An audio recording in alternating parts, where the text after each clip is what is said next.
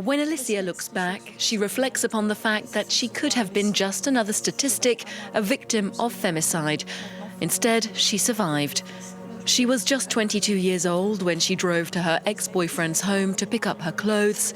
He was waiting for her with a weapon behind his back. He punched the window of the car on the driver's side, and by the time I turned around, he was aiming a gun at me.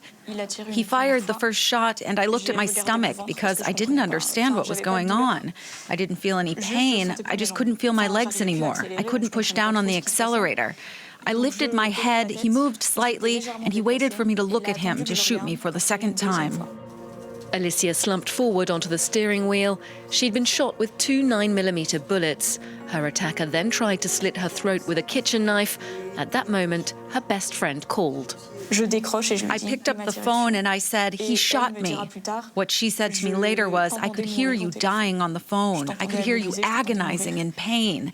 And I was trying to ask you questions to keep you conscious as long as possible."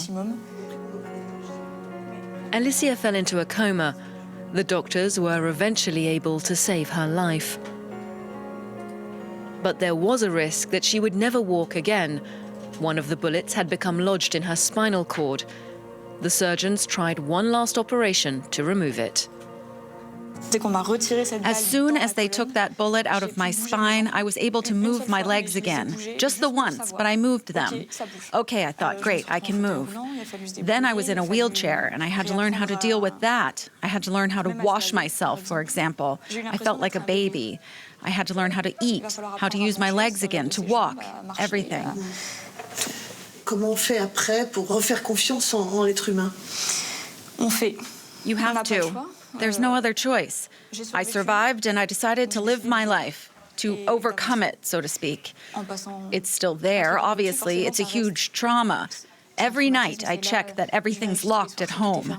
Firecrackers put me on edge. I'm not comfortable in a crowd either, but I'm not going to stop living.